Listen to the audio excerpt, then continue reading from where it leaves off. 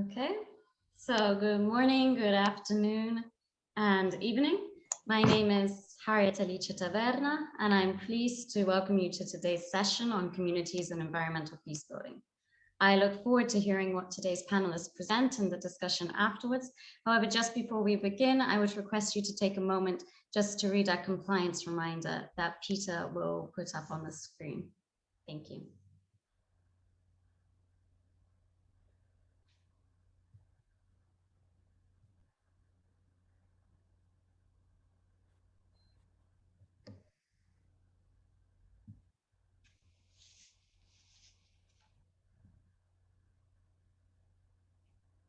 Okay, so I think we can begin. Thank you, Peter. You can stop staring. Okay, so we will start off today's session on communities and peace building with 5 presentations. Charis Enns will commence with her case study of Northern Kenya.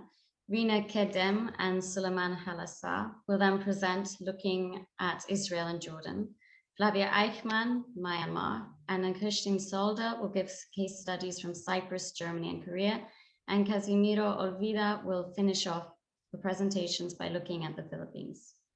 Once we have heard all 5 presentations, we will then open the floor for discussion. So please, you are encouraged to ask questions. No question is a silly one. And if you think of a question or an idea or thought you would like to share while the speakers are presenting, please jot it down in the chat. I look forward to a fruitful and lively conversation at the end. You're all welcome to join in. So first up, we have Charis Enns, who is a Presidential Fellow in Social Environmental Systems at the Global Development Institute at the University of Manchester.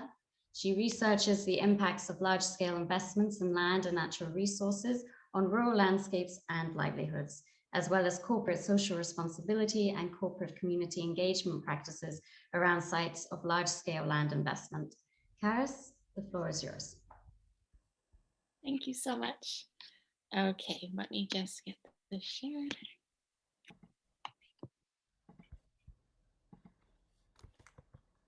Does that look okay? Yeah, okay. Yeah. All right. So thank you so much, Harriet. So today I'm presenting on a project that's very much a work in progress. And so I'm not really presenting on findings, more just the process of our research project. It's very early stages, so I'll just talk through what we're doing really.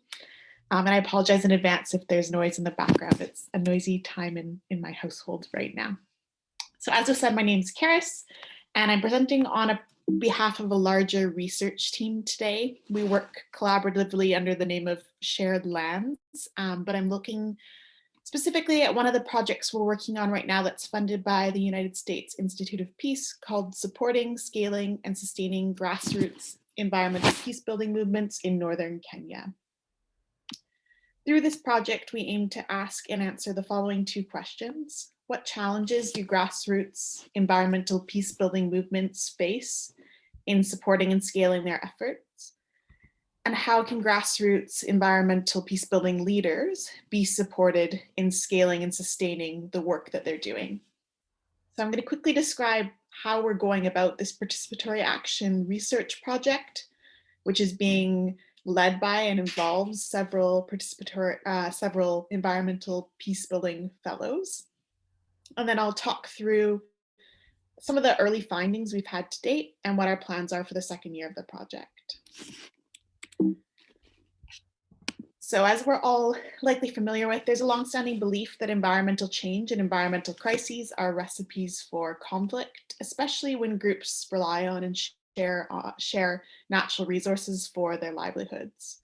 Such thinking is often rooted in narratives of scarcity and tragedy of the commons thinking, which links resource scarcity and degradation to growing amounts of land and resource conflict. However, there's a growing body of work that attempts to flip this narrative, showing how environmental challenges do not inevitably lead to conflict, but can inspire new forms of solidarity and collective action. And the project we're working on right now is based around these types of solidarities and collective actions that we see taking place in Northern Kenya. Our project intends to highlight examples of environmental peacebuilding that's unfolding from the grassroots level in Northern Kenya, while also figuring out how environmental peacebuilding movements that are emerging at the civil society or grassroots level can be sustained. supported and scaled up. So to do this work, we spent the past year collecting data to begin with on the types of environmental conflicts that are taking place in northern Kenya, along with the types of environmental peace movements we see emerging. To carry out this research, we've recruited 11 environmental peacebuilding fellows to work as co-researchers. So they've been responsible for all the research so far. They're all young people, and they're all either associated with an existing civil society organization that's involved in environmental peace building, broadly defined, or they have previous experience doing research on peace and conflict in the region, but they're all working out of civil society organizations in northern Kenya. They've completed 144 interviews and 900 diary entries, which are basically just weekly entries where they report on any incidences of environmental conflict they heard about, or any examples of environmental peace building they saw take place. And using this data, we've aimed to identify what are the main drivers of environmental conflict this year, so currently right now in northern Kenya, and what types of supports would be needed for civil society leaders to address these conflicts and build environmental peace. In the second year of the project, based on their findings, we'll be designing and delivering training for these civil society organizations, as well as the environmental peacebuilding fellows. So the idea is that they identify the own problems that they're seeing in their communities and broader landscape, what types of supports they would need to address these problems, and then we go about working with experts to design and deliver training to address the problems that they've identified. In terms of where we're at now and some of our early project findings, just recently at the end of last year, we held a workshop where we used participatory theme elicitation to go through all the data that was collected so far. This is a participatory method of data collection that's quite interactive, and it allows people to analyze data, qualitative data, even if they have no experience with qualitative data analysis previously. It follows this 5-step method, but in short, hundreds of cue cards with snippets of data were given to all the co-researchers. They divided into small groups. They identified key themes by grouping the cue cards with little snippets of data together. And then we returned back as a larger group and reached a consensus around central themes emerging in relation to our research questions. Using this process of participatory theme elicitation, we've reached a few really early conclusions.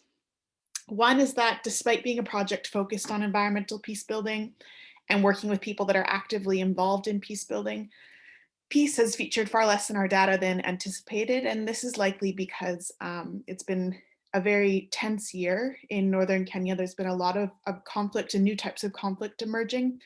And many people just aren't in a place to be talking about peace or peace building because the focus on conflict is at the forefront of people's minds. What people have been wanting to talk about in interviews, in diary collection, has been drivers of new types of conflict. And this has come up again and again throughout our data. So I'll highlight just quickly a few of the kind of emerging themes. One of the big drivers of conflict at the moment is wildlife governance and management. The wildlife conservation sector is rapidly expanding in the region, and exclusionary and often militarized approaches to protecting wildlife are leading to growing tensions between wildlife forces and communities. Another driver of conflict is changing rustling dynamics. Cattle rustling or intercommunal theft of livestock is a normal part of life in northern Kenya, and it's often carried out seasonally.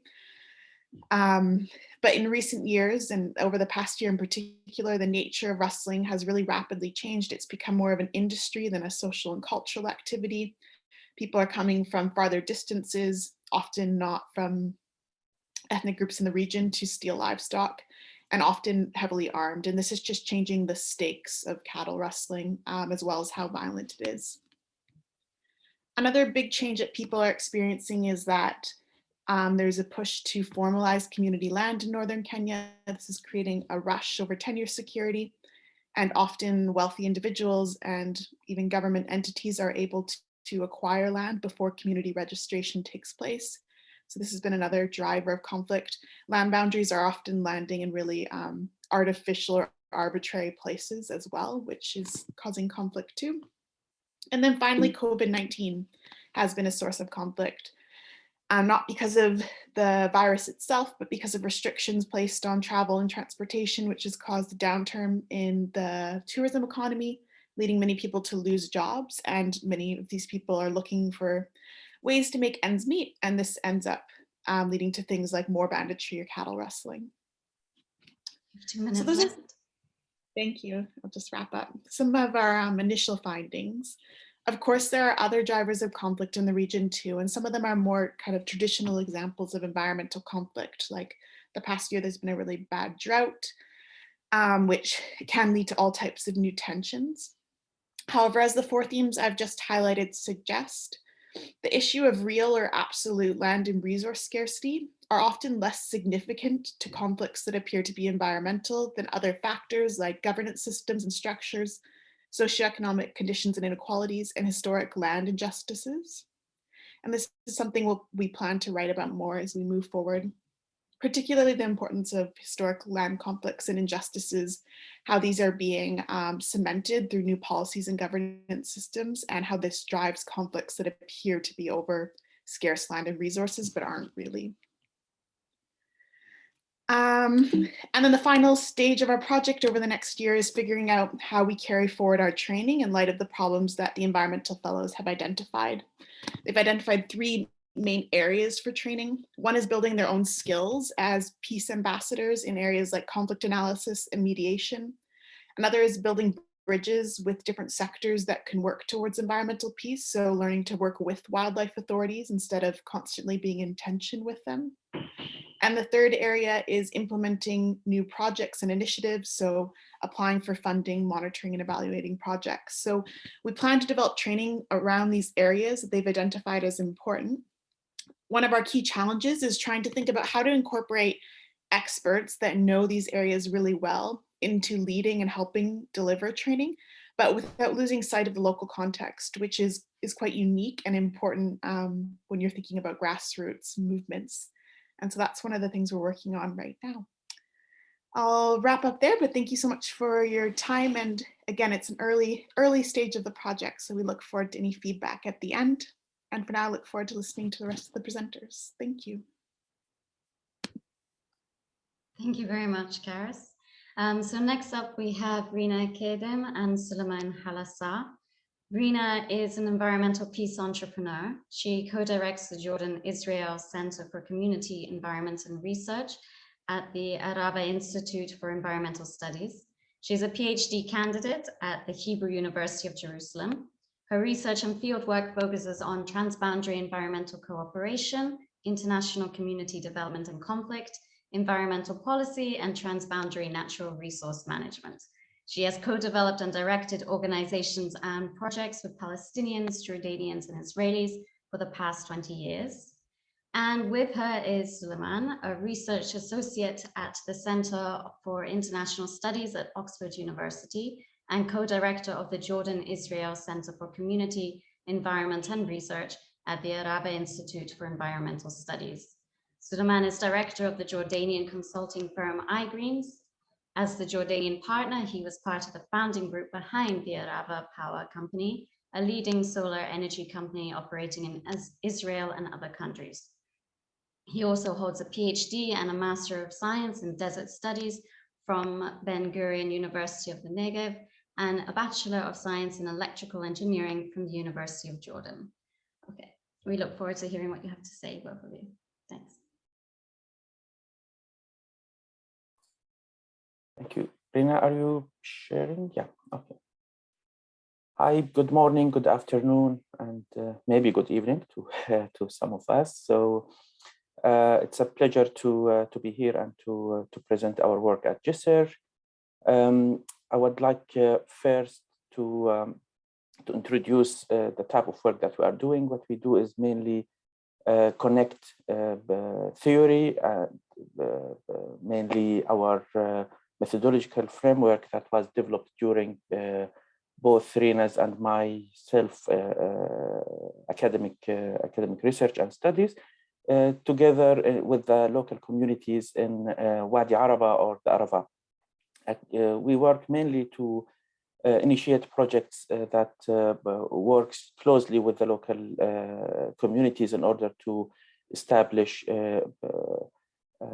some kind of a livelihood for them, but keeping in mind and protecting the environmental well-being of the area. We do work closely with different stakeholders. We work with individuals, with community members, with community leaders, regional councils, and all the different research institutions in the region and outside the region. And also we try to partner with local NGOs and international NGOs that share the same vision and the same goals of what we do. And as part of that, for our work, we focus mainly on the Wadi Arava region, or the Arava region, which is, as you see here in the map, the area between the Dead Sea and all the way down to the Red Sea or the Gulf of Aqaba there. It's a very special area, both in Jordan and in Israel, especially if we look into the socioeconomic level of the region. We have some indicators about the area where, for example, in Jordan, these communities are mainly identified as the pockets of poverty, where the level of living there is very low. Services are still developing at the minimum available. Of course, if we compare that with the Israeli side, there is no comparison. But if we compare both communities within their own national levels, then we see that there's lots of similarities there. The main factor that we would like to highlight here or emphasize here is how, compared to the rest of the country, what is the socioeconomic level of that area or the communities that we work with. The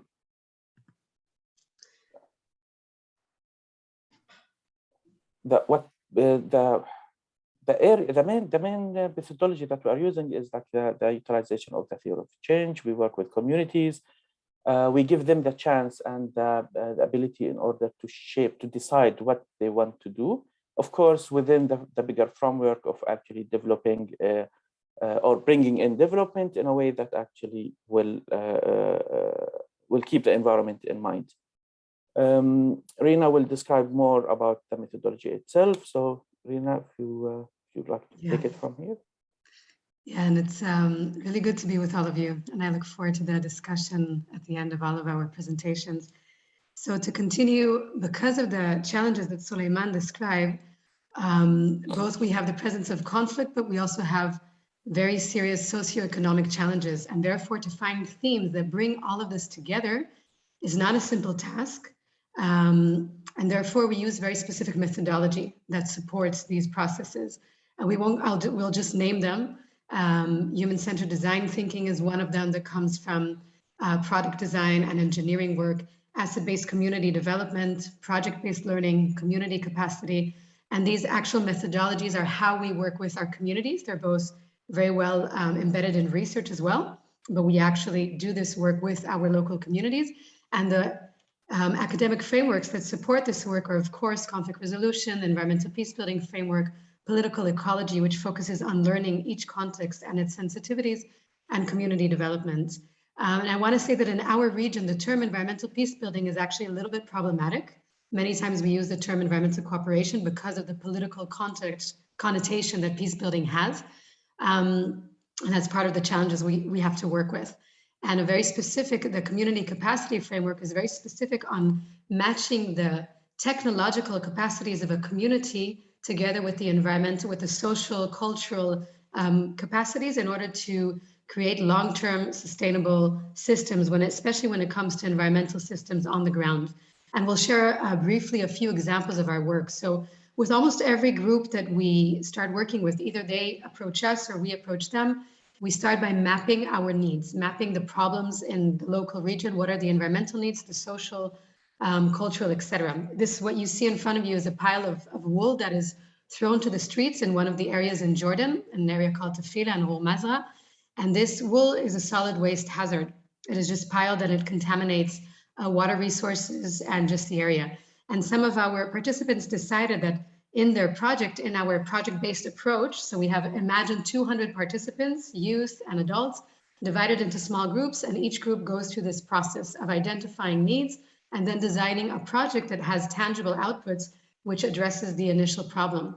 So here they took the issue of the wool and decided to work the wool into yarn using traditional knowledge that very few women actually still hold, because importing from China is obviously cheaper everywhere, and producing products through this kind of traditional and environmental ways, using natural dyes and different mechanisms, which have also been worked in a Jordanian Israeli women business entrepreneurship that was created as part of these processes. And Suleiman will share one more example, and then we'll share a moment about our challenges and next steps. These are part of the women products. Yeah, and this is actually, if you go one slide back, Rina, this is what's special about this main project is like you will find a lot of these products that are very hard to market now, like, you know, in because of the trend to go back to the heritage and be more culturally aware of our own culture. Then you find these type of products almost in everywhere. But the added value of doing it transboundary and the collaboration there is actually this very unique product, and having an online platform for the ladies that actually took over the project in order to market their products internationally. And another initiative that also emerged out of the methodology and the meetings that we did is an ecotourism, tourist planning and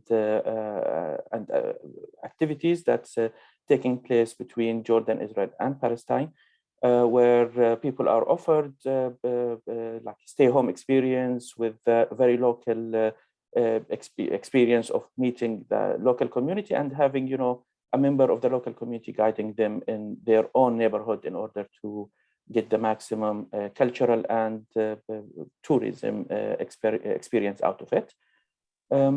And they also actually developed their own platform online in order to get clients. Unfortunately, with the pandemic, things been frozen in the last few years. And on the other hand, also we have like a physical outcome of our projects, group booklet. These booklets. We have 2 minutes left. Okay. Thank you. These booklets that actually is something handy that is distributed between different community members in the region. Rina? So we'll wrap up with a moment of the successes and the challenges. So we, through research that both Suleiman and I are also doing, we see that there is a transformational impact on the participants of these projects, meaning that the environmental peace-building premise of being able to change opinions, create mutual trust and understanding is actually working. And we're just naming a challenge and a success because there are obviously many. The biggest challenge is that this work has to stay under the radar because of anti-normalization sentiments and the complicated, volatile political situation between the countries. So in this sense, we know on one hand it's working, but on the other, people will not easily approach these kind of projects because of the social and professional risk it actually brings to people in Jordan. And last, I'll just say, and see if Suleiman has any closing comments, is that where we're taking this work now is to create policy that supports community-based efforts. This is where we want to see, or people also approach us to create these kind of initiatives to have a real platform when it comes to the policy of transboundary environmental cooperation. Suleiman, back to you. Yeah, thank you, Rina. Let's, because of lack of time, then let's postpone that for the discussion afterwards. Thank you very much, you too. Thanks. So now let's move on to Flavia Eichmann, who is a young professional interested in environmental cooperation, climate security, and community-led peace building. She holds a master's degree in development studies with a specialization in conflict and peace building from the Graduate Institute in Geneva, and a bachelor's degree in political science and history from the University of Zurich. She currently works on issues related to fragility, conflict, and human rights at the Swiss Agency for Development and Cooperation, and is part of the 2022 Young Water Diplomats cohort at the IHE Delft Institute for Water Education. Flavia, the floor is yours. Thank you very much, Harriet. Let me just try to share my screen. Can you see it? Yes. Yeah. Wonderful. Thank you very much. And it's been really great to be part of this panel so far. There's already been a lot of interesting points. My research focused on community-based forest management in Myanmar, specifically in Karen state, which is a region that has long been affected by violent conflict. And as previously mentioned by other speakers, of course, natural resources are very often associated with conflict and grievances. However, my goal with this research was to also look into the ways that natural resource governance can contribute to more peaceful relations, particularly at the local level. And in Myanmar, forest resources have long played a role that has both contributed to the forest degradation, and armed conflict has also contributed to that. Also, in more recent years, there have been some efforts to restore forest resources and to involve local communities more strongly to ensure forests are protected. Of course, as a quick disclaimer, I undertook this research in spring 2020, so the political situation has unfortunately changed quite drastically, which is also quite a bit of implications for the communities that are managing these forests. Karen state is a region that is dominated by the ethnic minority of the Karen, which were one of the largest groups.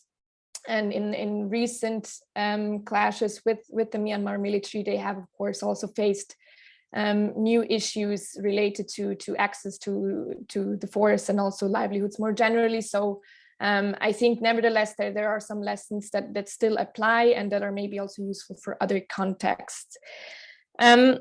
With regard to community forestry institutions in Myanmar, there are basically 3 different modalities that apply in the particular case of Karen state. They shape both the access to the forest, but also the way that they are governed. On the one hand, we have territories that are governed by the Myanmar government, where government regulations on community forestry apply. There are also areas that are under the control of the KNU, which is the largest ethnic organization in the Karen state. They have their own forestry regulations and therefore also different implications. And then there are also mixed areas where both the KNU or other ethnic armed organizations and the government of Myanmar exert some degree of control.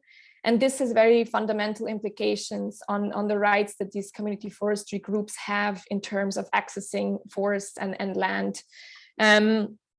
So I would say this is something that is important to keep in mind because it affects the livelihood implications of community forestry quite drastically.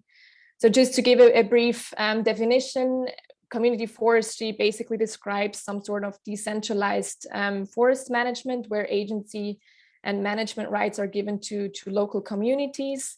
They are able to manage the forest, sometimes come up with their own rules, and they can define who can access forest land and also withdraw forest products. And my research particularly focused on 3 aspects in terms of livelihood benefits, which is the social capital of community forestry. That includes issues related to institutions, for example, how inclusive are institutions? Are there any conflict resolution mechanisms in place? Are minorities included? What is the kind of decision-making process? Secondly, the natural capital. How does community forestry affect forest condition, biodiversity, potentially also water availability? And last but not least, the financial capital of community forestry. How does community forestry affect financial benefits that communities get out of forest lands, or also for subsistence use that can be non-wood products, but also fruits or plants that they are growing there? And so these kind of different aspects of livelihoods have a very fundamental impact on the way that these benefits can also contribute to social cohesion, address some of the underlying grievances, and just overall contribute to the feeling, at least, or the perception of peace and stability for these communities. With regards to the impact, as mentioned, so these three different governance modalities of the KNU, the mixed areas, and the Myanmar government control quite fundamentally shape the tenure rights that communities hold. For example, in areas where the KNU forestry laws apply, communities have their customary rights to their land acknowledged, which is quite essential in ethnic minority territory, which means that Karen communities that have a very, very close relationship to their lands and to their forests are actually able to invoke that historical relationship and that cultural relationship with their lands and with their forests, and are able to continue to use this land by getting it acknowledged by the KNU Forest Department.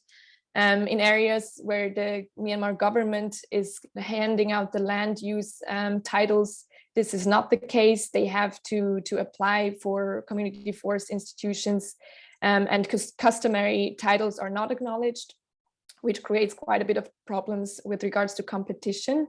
And in mixed territories, there is an issue of overlapping authority. So communities living in areas where both the KNU and the Myanmar government exert some degree of authority, they often have to get both the permission of the government and the KNU to establish community forestry, which can also be a benefit sometimes, but it often creates additional problems. So I think the most fundamental impact on livelihoods is definitely that community forestry allows communities to secure land tenure, which is a very fundamental issue in the region. A lot of communities are affected by very heavily kind of stress and fears of displacement. There's a lot of competition surrounding land and forest resources. So community forestry has often been used by communities as a tool to formalize their ownership or the access, at least, to the land and the forest, which is key for their subsistence. And with regards to social capital, my research found that community forestry institutions in all three governance modalities lead to some degree to more inclusive and equitable decision-making. Very often community forestry user groups establish committees where a very large part of the community is involved in making decisions who can access the forest, who can extract certain resources from the forest, which areas might be protected. And this also leads to overall improved rights of the individuals that are part of these communities. Last but not least, with regards to social capital, there's also an immense cultural value that is positively impacted upon through the community forestry institutions, especially where customary rights are applied. Communities are finally able to have the right to access this land and get formal recognition for their ties to the land and the forest. With regards to natural capital, community forestry has also been perceived by interview partners to improve forest conditions and biodiversity, which is again quite important given the accelerating rate of deforestation. And last but not least, in terms of financial capital, community forestry currently under both KNU and government modality does not lead to a huge increase in financial benefits. However, it is still very important for livelihoods, for subsistence use. And so by getting the increased land security and tenure, there is at least the potential to secure livelihood benefits. So now to the contributions to peace building. Overall, my research found, thanks, that the more rights are being granted, the bigger is the peace building potential. And by supporting community forestry institution, a lot of the underlying grievances of the conflict are addressed. So a lot of the ethnic or armed groups have been calling for more decentralized natural resource governance for decades by now. And community forestry is one way to address some of these grievances and to increase individuals and communities' agencies. It also supports intergroup relations through the inclusive decision-making processes. However, here, I think it's also important to note that there's still room for improvement with regards to the inclusion of other ethnic minorities. Women are still not equally included, but I think it's a step into the right direction. And last but not least, it also helps to build capacity and knowledge. Traditional indigenous knowledge is very much put at the center with these institutions. And the democratic experience might also be useful for other governance areas. Just again, this is not a silver bullet. I think it's important to also make progress on the political level, and of course in the current political climate in Myanmar. A lot of these gains have somehow been lost, but I think it's nevertheless important to acknowledge that community-based institutions and natural resource governance forms have a huge potential to also contribute to peace building at the local level. Thank you very much. Perfect. Thank you very much, Flavia. Very interesting. So now let's move on to Anna Hishting, who is an architect, urbanist, and musician at Border Meeting Switzerland, and graduated with a Doctor of Design in Urbanism from Harvard University. Anna has taught at the universities of Qatar, Geneva, Harvard, MIT, and Vermont.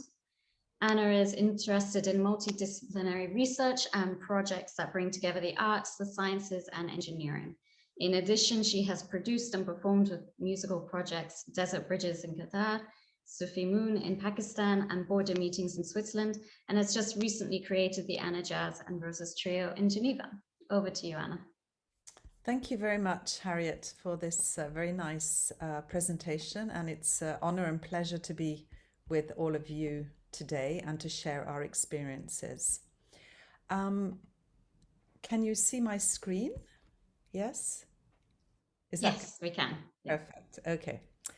So I'm going to talk about, as you mentioned, multi-stakeholder socio-ecological approaches to designing spaces in borders, Cyprus, Korea, and Germany examples, spatial and participatory design approach, regenerative urbanism and landscape design, also ecozoic cosmologies and sharing cultures that put nature and all species at the center of these new visions, looking at the interdisciplinary approach, and also focusing more specifically on women in peace and the Korean demilitarized zone. So in 2004, when I started my PhD, Wangari Maathai received the Peace Prize. It was the first time that peace was associated with the environment, and it was the Green Belt movement. So she was working with women communities in Kenya on a reforestation. And this was also providing livelihoods. Ban Ki-moon also talked about inclusive peace and the importance of having all stakeholders, especially women's groups, in the processes. So just to give a background, my work is rooted in architecture and urbanism and landscape. And this work began on the Berlin Wall. So Robert Schuman said, borders are the scars of history. So my idea was to really look at this idea of going from a deep wound, which is a border or conflict border, to a beautiful scar. So it's a question also of memory, not sort of forgetting what happened, but transforming. Often we see in some of these borders a sort of development of ecology. So the idea was to go from this military buffer to an environmental buffer, a landscape of memory, and a laboratory of ecological planning and human reconciliation. So I started my work on the Berlin Wall. And I was actually in Berlin when the wall fell, looking for the plans and starting this work on designing a project in the wall, in the Berlin Wall. So this is what I designed in 1989, 1990. And this is how some of these no man's land spaces evolved into this sort of spontaneous nature full of biodiversity in the areas that were not very quickly built up by the rampant real estate developments. What's really interesting is in 1970, Herbert Zukop in Berlin could not do his field research outside of the city. And he actually developed urban ecology because he was confined in the spaces of Berlin, in these wastelands of Berlin. A very interesting project is the German Green Belt, which is built along the Iron Curtain. And this was actually created by a bottoms-up initiative. This is Kai Fröbel, who was a bird watcher along the wall. And this is a winchat, this migratory songbird that used to like hanging out in the no man's land. And he used to meet bird watchers in East Berlin. And this is how this idea germinated. And so this actually developed into the biggest study of biodiversity in Germany, all along the German green belt, and actually developed into a project along the whole Iron Curtain. So it was also taken on by Michael Crum, a member of the European Parliament, and the idea is to be able to cycle all along this green belt. It was also supported by Michael Gorbachev, this idea of having green shares to support the project. And also there's also this idea of the landscapes of memory. So it doesn't have to be monuments, but really landscapes. There's also a project in Berlin, which was created by the inhabitants of East and West to create the Mauer Park.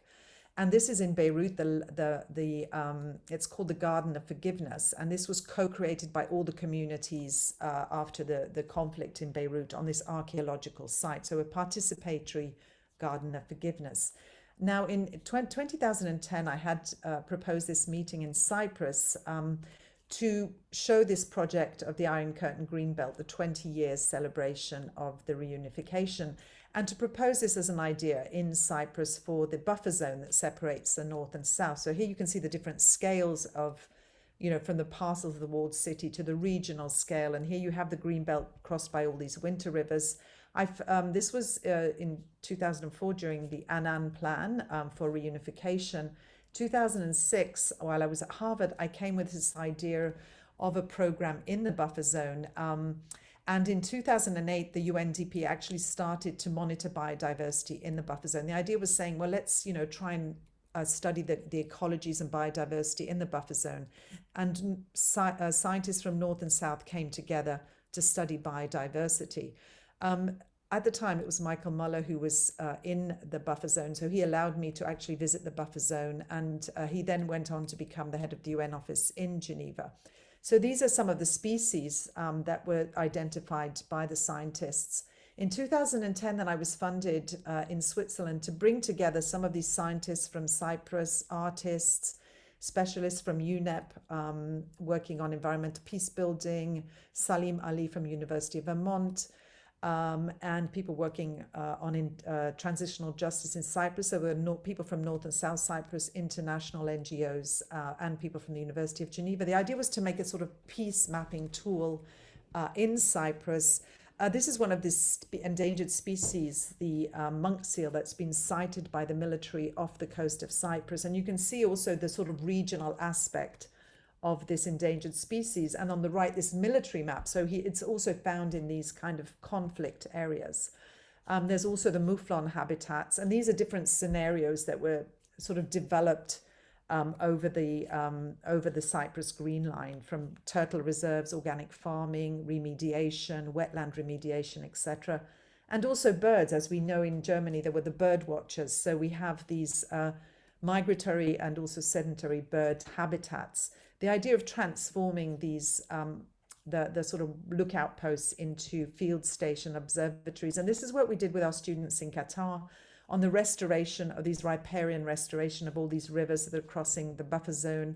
Also these abandoned copper mines, Cyprus, the name comes from copper mines that were mined 3,000 years before Christ. So remediating and transforming these landscapes into landscapes sort of, and for the copper cultures of Cyprus. Also the national park, this sort of park in the middle of Nicosia in the buffer zone. I also worked with an exhibition. I exhibited some chess sets which sort of represent a game that kind of represents these border lines and front lines. And it was an exhibition in Nicosia. So it's the idea of transmitting these ideas in other forms through art and also through music. This is the mouthpiece, a soundscape and spatial sound composition. Now there's a great example in Cyprus called the Home for Cooperation. This is located in the buffer zone and was sponsored by some of the embassies. And it's actually become a space for the North and South Cypriots to meet in the buffer zone. There's the Association for Historical Dialogue, which is really important on rewriting the histories, and many other events. I've been on to many conferences there. So now we're looking at Korea.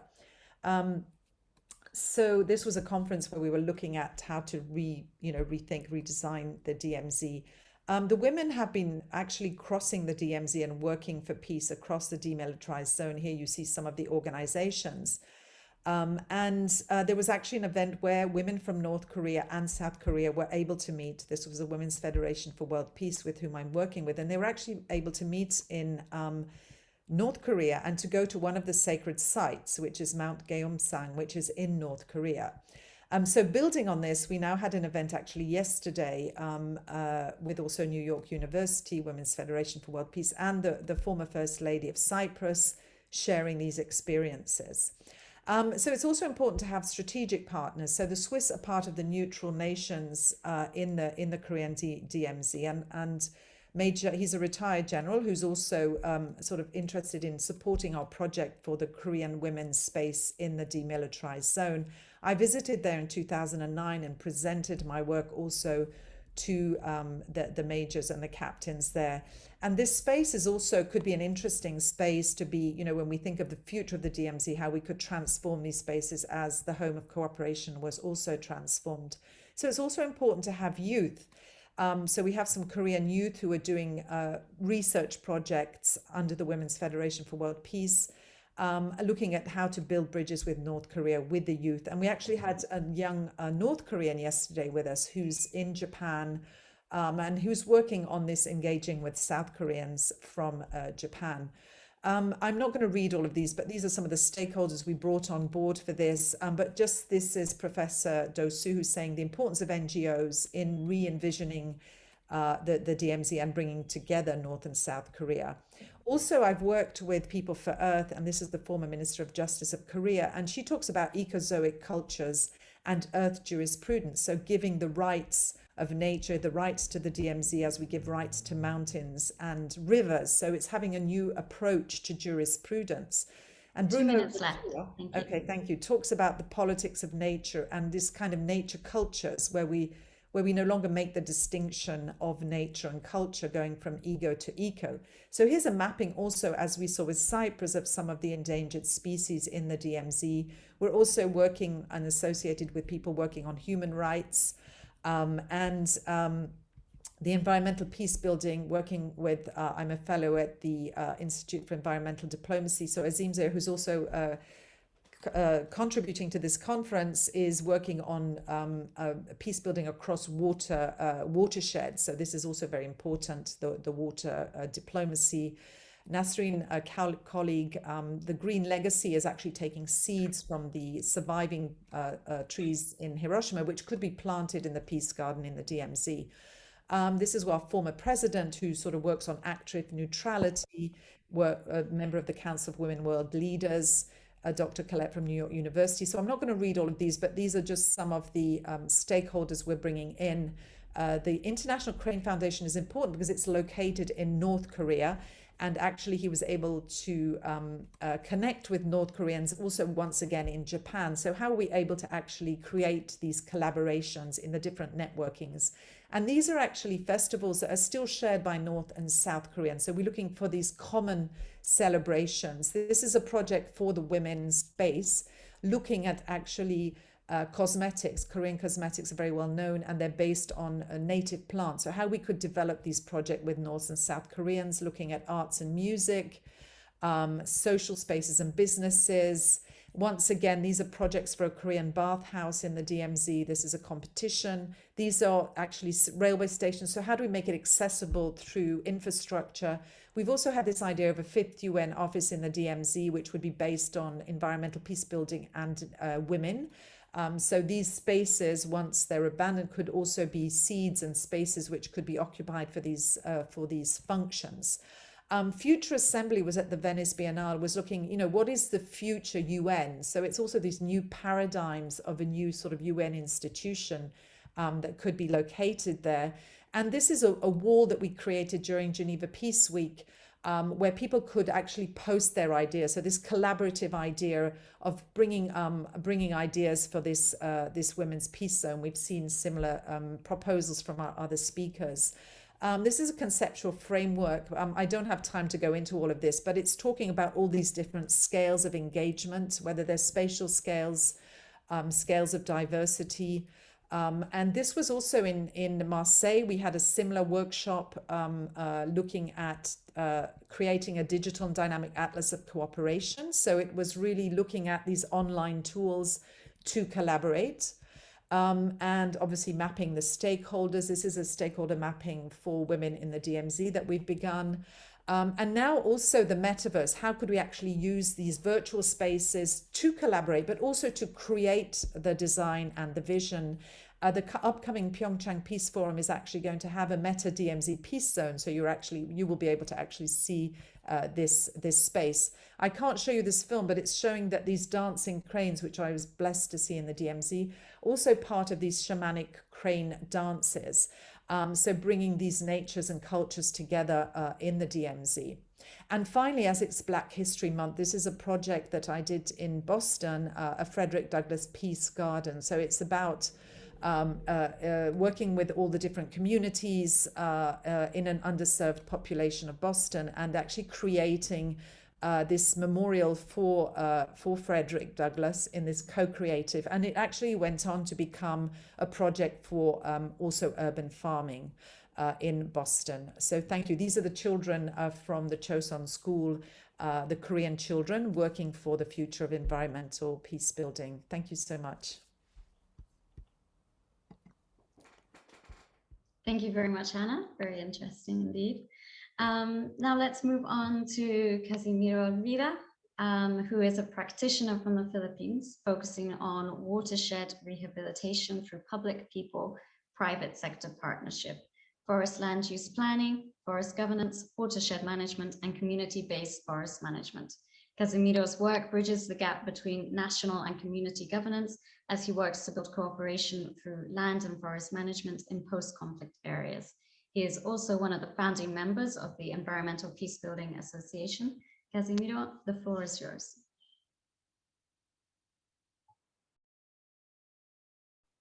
Thank you very much, Harriet. Good day. So I will go directly to my presentation. Let me share my slide.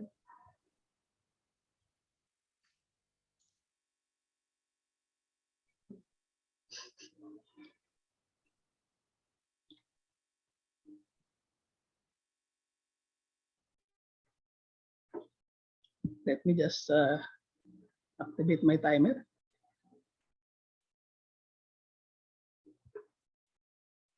So this is about conducting a culture-sensitive and computer-aided participatory watershed characterization and vulnerability assessment. It's basically here in the Philippines, you use it as an entry point in the sustainable management of watershed resources in conflict-affected areas in Mindanao. That's in the southern part of the Philippines. And I'm focusing on a single, on our watershed that I'm working with together with USAID. It's the case of Sigel River Watershed in Masim, Sarangani. Although I work in many parts of the country, but in the interest of time, I'll focus on this specific watershed. So for many decades, the sustainable management of watersheds in the Philippines have been affected by various conflicts. The Philippine insurrection back in 1899, Moro Rebellion, the Moro National Liberation Front struggle for self-determination in 1972 and up to 1996. And when USAID supported the implementation of peace agreement in this part of the Philippines, in southern Mindanao, I used to be their peace development officer or project development officer for MNLF's livelihood assistance. And also we have the MILF, or More Islamic Liberation Front's Fight for Independence. And at present, it started in 1969, we have the New People's Army. So given the situation, there's still a need to sustain water supply for various stakeholders, especially for private sectors like us, Sarangani Energy Corporation, relying on water for electricity. So we provide power, electric power for more than 6 million people in 10 provinces and 12 cities in Mindanao. Unfortunately, we do not have any document that will guide us and all the stakeholders in managing the watershed, considering that the area is very volatile. So at present, the Sigil River watershed lacks on-site management because of its open access nature, illegal cutting, slash and burn, farming, upland migration, conversion of forest land to other uses, and other improper and destructive practices continue to take place in Sigil River. And of course, peace and order situation is still volatile.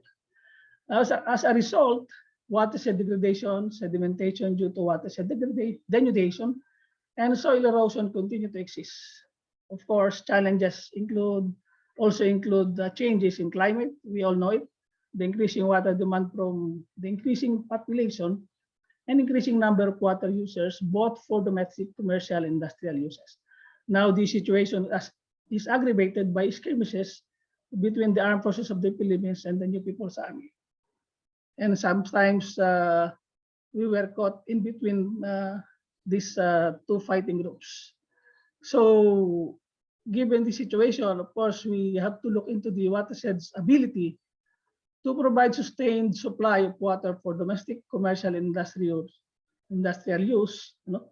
And this is really at stake. Hence, it is really crucial that there is a common framework that will define authority, responsibility, and accountability in managing the watershed sustainably, and at the same time, address the current volatile situation in the area. So I'll just focus on the approaches and methods that we implemented.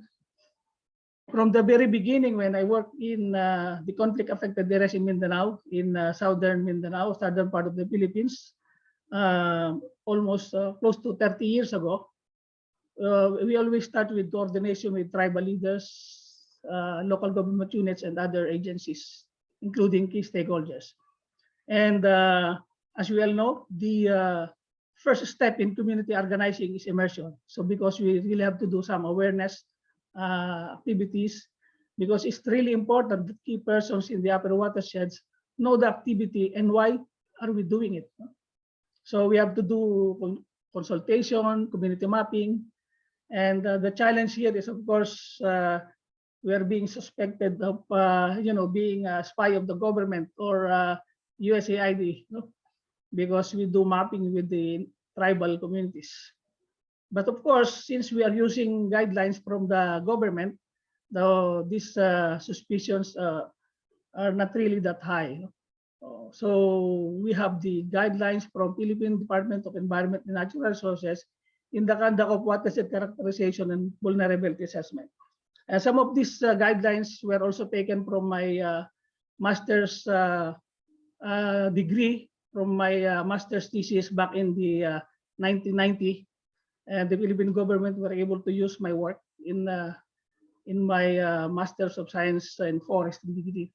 And of course, we also apply the GIS, the Geographic Information System, and we use digital elevation models to generate maps, compute hydrologic variables, determine sustainability indicators, and assess vulnerability to climate, vulnerability of deforestation, and other indicators.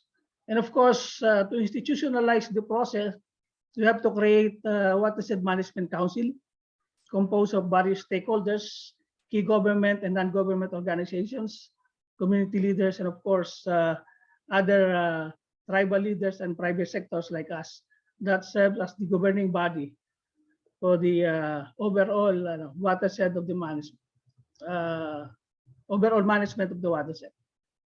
So we also created technical working group because it is participatory. We have planning team from various stakeholders. The only challenge is because of the COVID, it's not really participated by so much number of people in the community because we were limited by the social distancing protocols and other COVID guidelines. And of course, it's very, very helpful that the USAID project is there. It's a safe water project implemented by Development Alternatives Incorporated, based in Bethesda, where I used to work for 16 years. And but I was based here in the Philippines. And of course, the project is implemented by being implemented by the Philippine DNR, Department of Environment and Natural Resources, up to the present time. They still have until 3 to 4 years to implement this project. So the result is basically a 500 pages of sustainability plan. But I cannot discuss this to you, so I can just share it to you if you want. So I think that ends my presentation. The two remaining slides are basically about our companies. We have several companies operating in basically all parts, all sides of Mindanao, north, south, east, and west. So I think the major challenge, one of the major challenges in the doing this participatory characterization is basically, of course, the situation that we have, the COVID. And of course, we are always under the radar of the armed groups because we are working with the U.S. government. There are people in the uplands who are opposed to foreign assistance. And of course, I think the challenge of doing participatory work in this present time is really, really hard. That ends my presentation, and I give back the floor to Harriet. Thank you very much. Thank you. So I'd like to thank all the, I'd like to thank all the presenters for their very interesting presentations. It's been really fascinating to see the different case studies from all over the world. We already have some questions coming in, so let's go straight to it. In fact, the first one is a question that I also wanted to ask. So let's go for it. I would love to hear from the panelists about the impact of the pandemic of the programs. What stopped, what continued? Did any new opportunities emerge during this period? Would anyone like to start answering that one? I volunteer. Please. As I have mentioned a while ago, because of the social distancing protocol, the approach that we used to do, we used to employ, such as the getting, at least all the key decision makers in the planning process, at least in the community mapping activities, we were not able to do it because, we are limited to 2 meters away. So when you do community maps, you have to, draw everything on the table with all your heads banging each other, crying with each other. So you cannot do it now because of the situation. So what we do is just the key informants interview. All of the socioeconomics here, the KII, the key informants interview, and we also call it a butterfly organizing.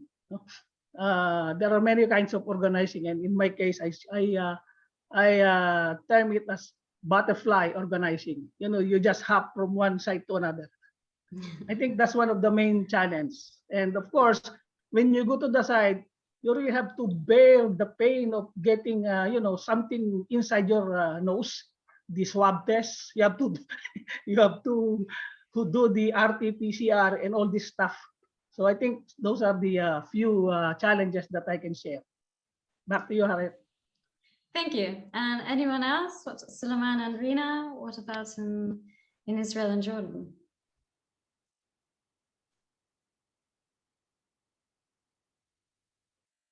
Go ahead. Rina, go ahead. No, ladies first.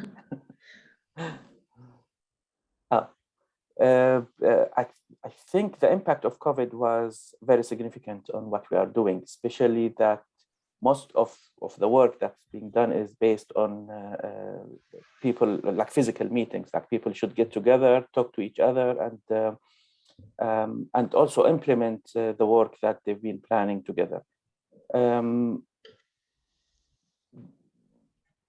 yeah, it's still. That being said, also what gives us hope and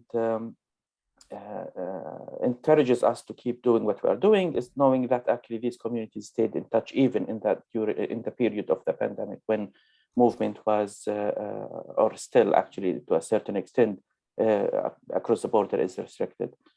Yeah, and, let's see how things develop, where we get from there, but I'm hopeful that actually things are going in, at least in our context, in the right direction. Rina, do you want to add anything? I'll just add that many of the communities we work with are very rural, so not all of them have access to Zoom. And like Suleiman said, the transformational effect cannot be passed. You can't build trust through Zoom.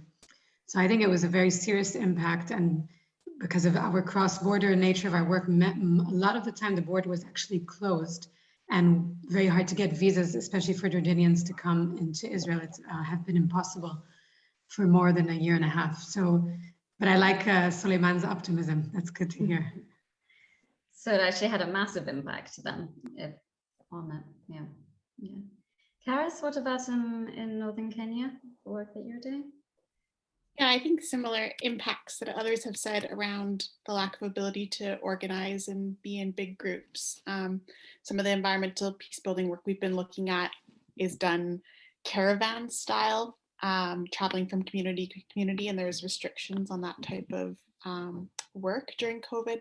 Another thing that's come up in a lot of our data is that funders switched priorities. So funds that were going towards hosting local peace building events or doing different types of training were all of a sudden reallocated towards dealing with COVID, food distribution, handing out PPE.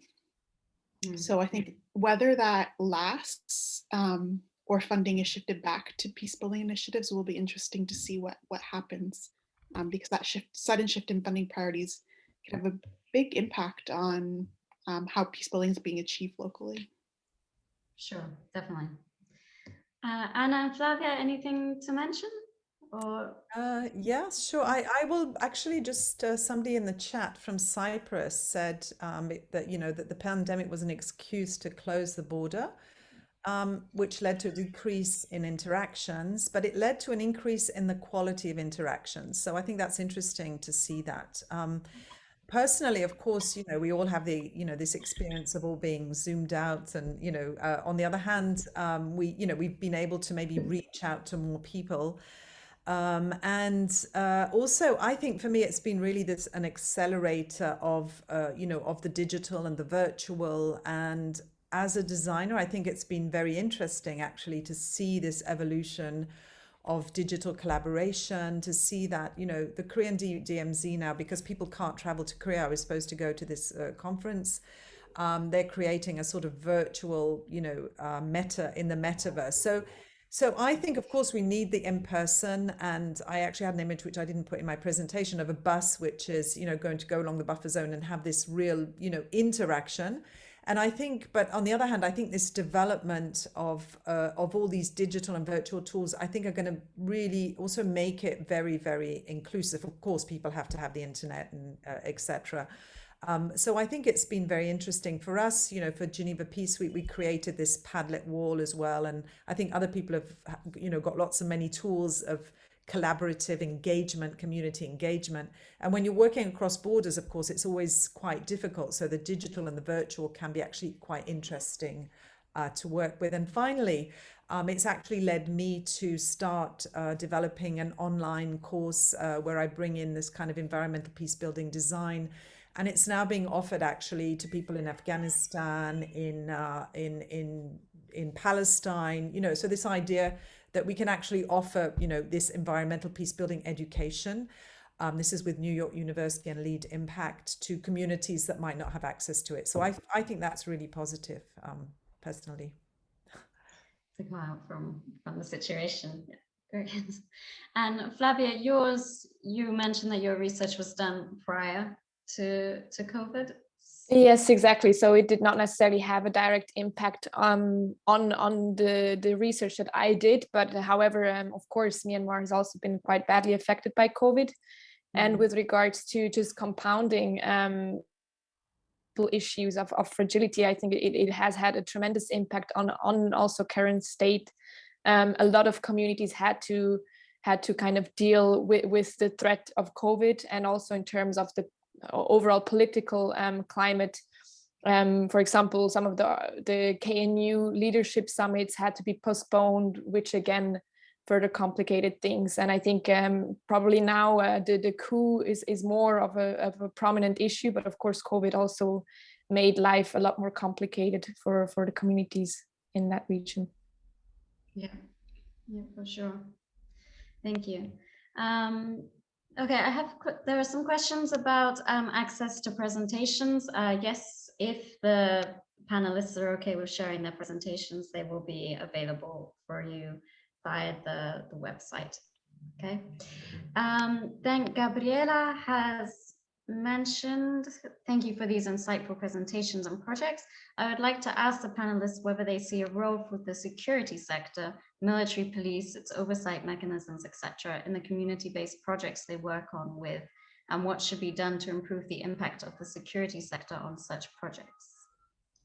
Who wants to go first?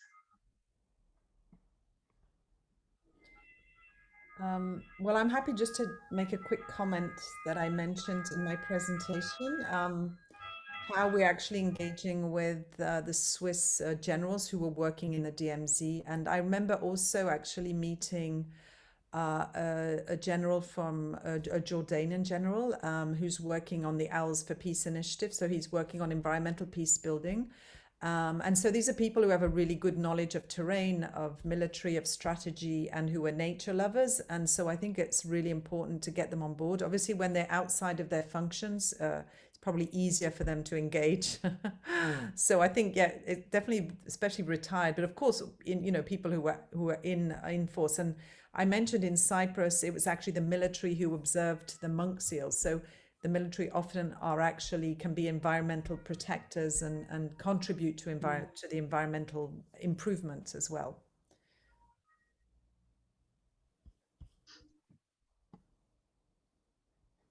Anyone else want to comment on that? Well, can I add to that? Please, yes. Well, in our case, we are working with the Philippine National Police, particularly in my area, because they engaged me. They requested me to be part of their advisory council in the implementation of their security programs, also in their fight against terrorism. So since my work for the last 40 years is basically in the uplands, we started community-based forest management in the Philippines. It was actually funded by US government. And now that I'm with the private sector, I am advising I'm one of the advisors for the Philippine National Police to do the environmental peace building approach. So what we did on our part is to provide them with the seedlings so that they will be able to do some sort of regular tree planting activities in areas where they operate. So that at the end of the day, community presence will always be there, that they will always be seen by the communities working together with them. And that increases the chance of local communities to participate in addressing the peace problem in the area. So I think the engagement of police, military is really important, but you really have to do it very discreetly because you will be suspected of, giving information about the location of the NPA where they operate. So it is not, you know what I mean. Thank you. Thank you. And Charis, I think that you wanted to also answer that. I was just going to say, I think it's a really interesting question. It's probably really context dependent. Where we're working right now, state security is so tied up with private interests, and a lot of those private interests are the root cause of environmental conflicts like extraction or militarized approaches to conservation. So I suppose there's a need for a break from those private interests if the public security sector is going to have an important role to play in community-based projects. Okay. Maybe I can add on that. I think it's, you know, there's definitely a huge role to play in terms of safeguarding some of the kind of fundamentals of tenure security in Myanmar. Tenure security is increased if communities have the confidence that the land rights that they obtained are going to be safeguarded. And I think law enforcement, justice and security institutions at large, they have a huge role to play in terms of enforcing that, so that if there is a breach in these tenure rights, security institutions and justice institutions come into play, and they actually remedy breaches where land rights or forest rights are overstepped, and also with regards to kind of land grabbing in the region. I think the security sector at large has a huge potential to also support these community-based efforts in environmental peace building. Thank you, Flavia. Thanks. So there's now a question specifically for Rina and Suleiman. So one, what are the legal political challenges you face while implementing your project in Jordan? And two, since you mentioned the normalization issue, what was the objectives of the project clearly mentioned to the local communities in Jordan, or it was just called a developmental project?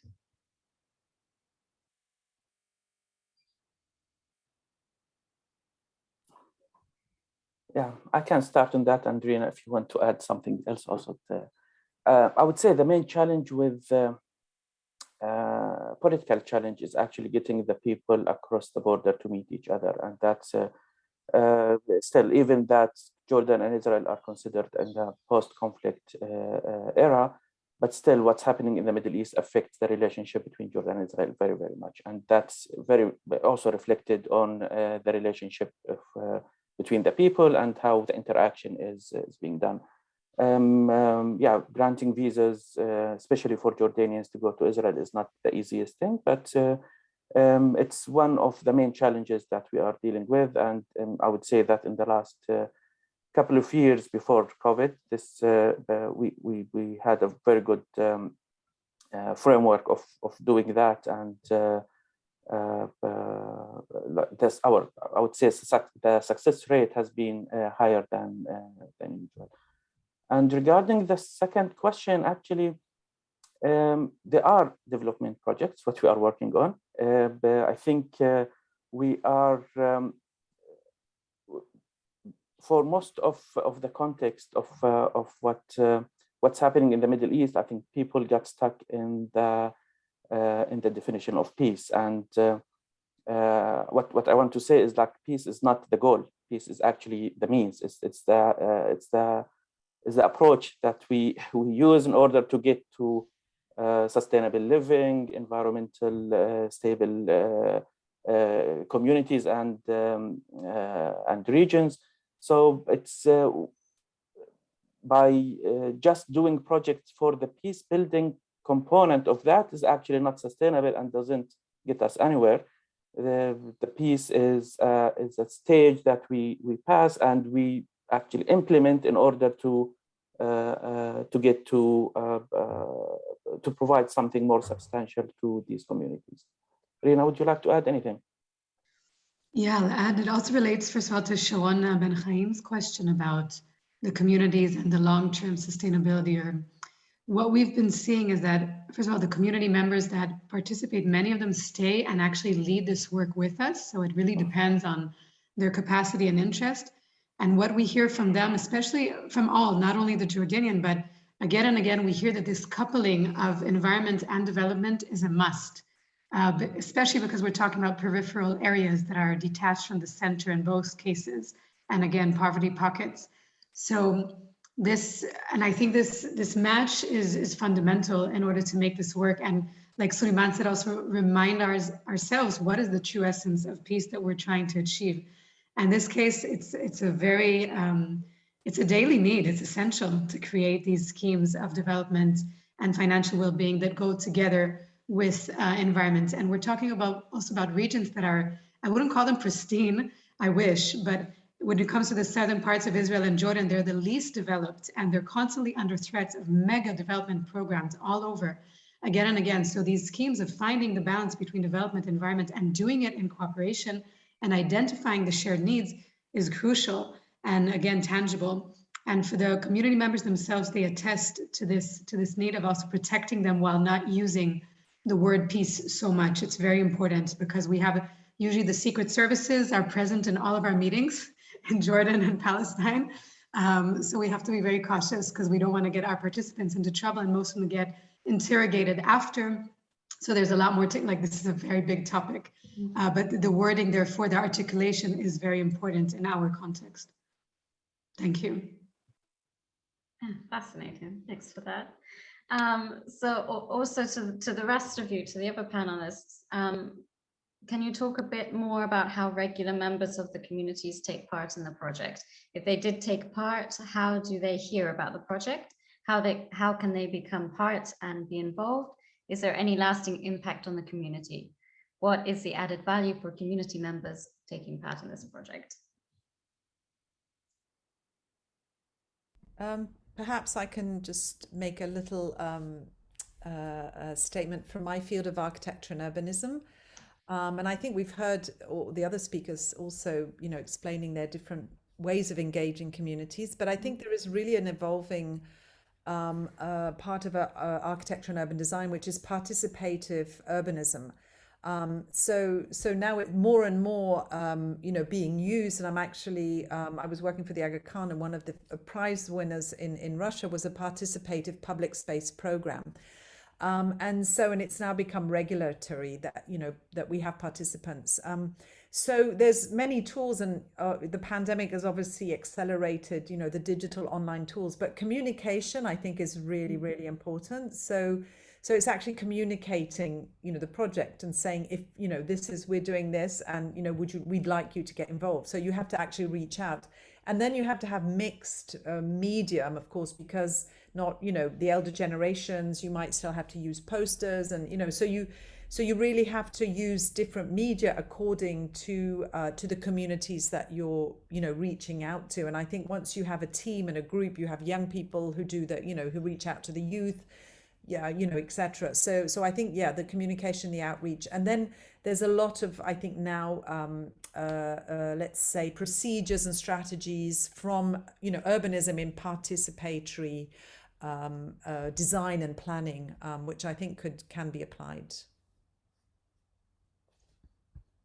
Thank you.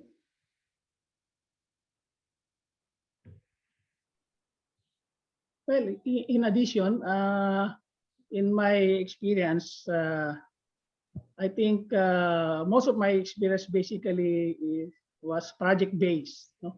Project-based in the sense that we will go to the community because there is a project being implemented by the Philippine government. And we really have to go there purposely to inform them that there is a project existing, it's funded by such and such government. It's a grant from the government.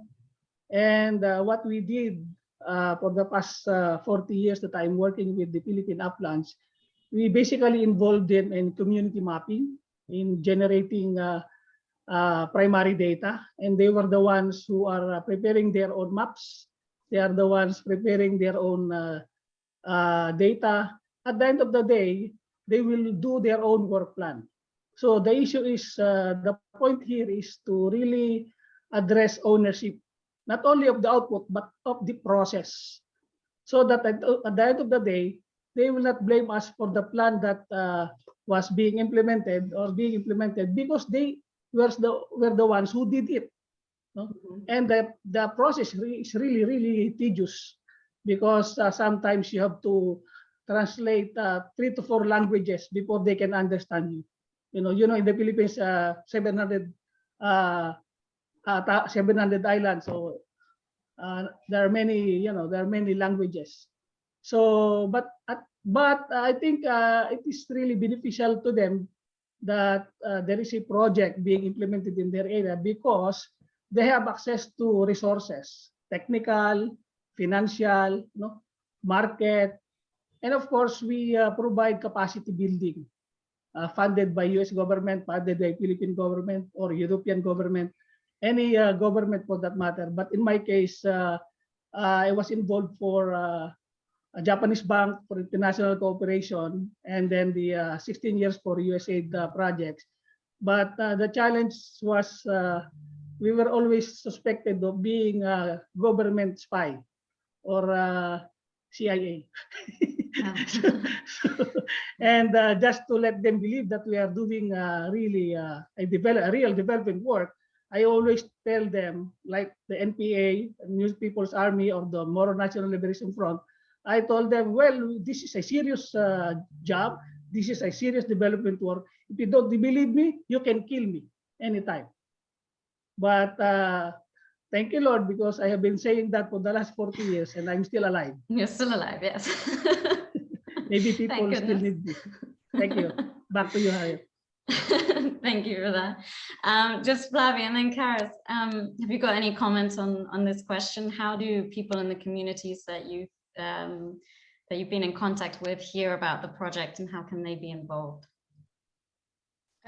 So in the case of Myanmar, a lot of communities are already doing some form of community-based forestry, just in a traditional manner. So they don't necessarily hear about it unless they are approached as well. So there are different organizations, also from civil society organizations and NGOs, that are reaching out to communities to inform them about the different regulations, because I think that's the biggest challenge. It's not that communities are not familiar with these forms of forest management, but it's more to the information that they require in order to register for the government community forestry institutions, but also for the KNU. So I think in that regard, there's both a role to play for the government and KNU itself, but also for local civil society organizations that are helping communities with capacity building, sharing information about the procedures, also walking them through potentially the requirements, because they are quite different under their respective governance modalities. And so the traditional form of community forestry management is already very well established and known, but in terms of formalizing it, there is need for capacity building and information sharing. Thank you. Charis? I can pass it back to you so you have time to wrap up. Okay, thank you very much. Thanks. Well, I see there's one very small question left. Flavia, Paolo would like to know, is there a publication or other resources to read more of your research on community? Yes, so it's not yet published, but I'm in the process of publishing it. So she can just send me an email. I will put my email address in the chat and I will provide some material. Perfect, thank you very much. Okay, I'd like to thank all of you, Rina, Flavia, Charis, Anna, Suleiman, Casimiro, for participating. Thank you very much, and for having me as chair. It's been a very interesting experience. I'd also like to thank Anna and Peter from the Graduate Institute for helping on the technical side of this session. If anyone has any questions or anything, please do not hesitate to contact me. I think most of you have my email address, and the presentations, if the panelists agree, will be available for you all to access at a later date. Okay, thank you very much, and I wish you a good morning, afternoon, or evening. Bye. Thank you, Harriet, for your great moderation. Bye. Thank you, Harriet. Thanks. Bye. Bye, everyone. Thank you, Harriet. Thanks. Nice job. Thank you.